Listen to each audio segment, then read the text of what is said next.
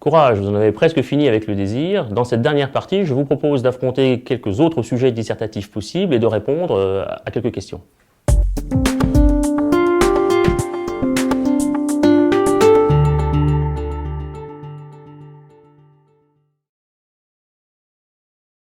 Le désir se satisfait-il de la réalité? Si l'essence de l'homme, c'est le désir, il faudrait que le désir puisse se satisfaire de la réalité, sinon le désir serait une course perpétuelle vers un horizon qui recule sans cesse devant nous. Mais comment se satisfaire de ce qu'on a, de ce qui est à sa portée, si le désir veut toujours plus? C'est sa définition.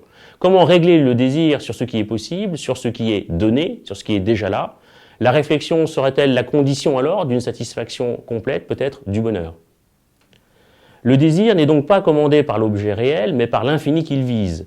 Voilà pourquoi le simple fait de poser le désir entraîne qu'il ne se satisfait pas de la réalité, pas plus que du milieu où se trouve l'individu. Il le nie, il le transforme. En niant la nature, l'homme séduit par le travail. Il se nie lui-même et accède à la maîtrise de soi qui est liberté.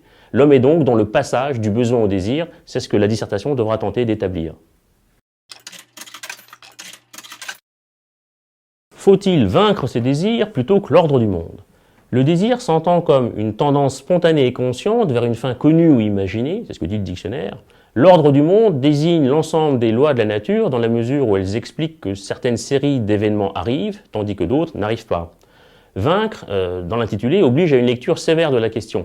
On comprend que ce sera l'un ou l'autre. Le sujet est formulé ici comme s'il existait un affrontement inéluctable entre nos désirs et l'ordre du monde, c'est-à-dire comme si nulle trêve n'était envisageable. Le drame paraît total. D'entrée d'ailleurs, la lutte paraît inégale. En effet, d'un côté, quelques désirs éphémères et singuliers, de l'autre, un monde infiniment plus puissant et plus stable. Il est clair que vaincre ces désirs paraît plus facile et plus simple qu'affronter l'ordre de l'extériorité objective.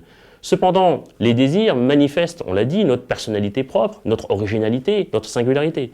Les vaincre, c'est-à-dire les réduire à néant, si cela était possible, nous oblige en quelque sorte à tuer notre authenticité. Est-ce bien raisonnable? Est-ce seulement faisable?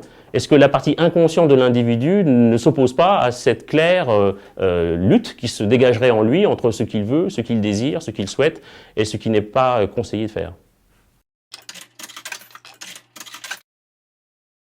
Peut-on désirer sans souffrir? On connaît l'expérience universelle de la souffrance en matière d'amour, la jalousie, le manque, le désir au sens large de l'autre s'accompagnent parfois de cruels déplaisirs.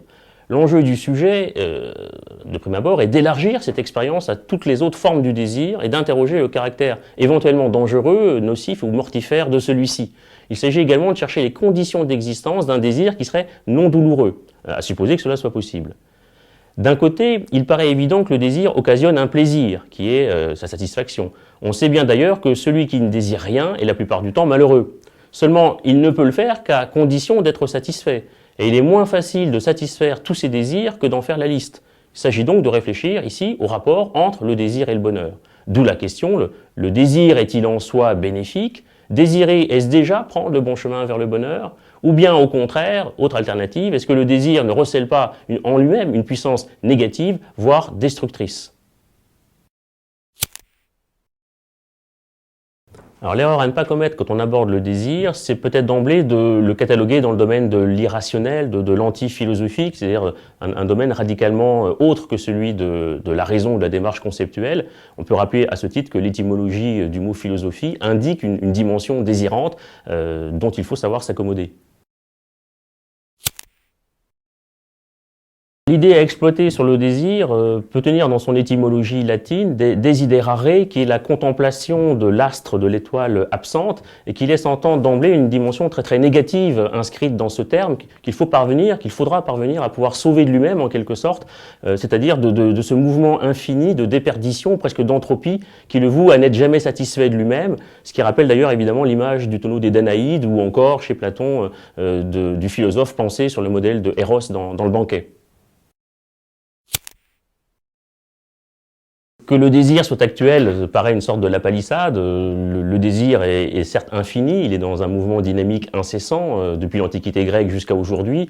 On pourrait considérer qu'il n'a cessé de se libéraliser et qu'il prend une dimension aujourd'hui exacerbée.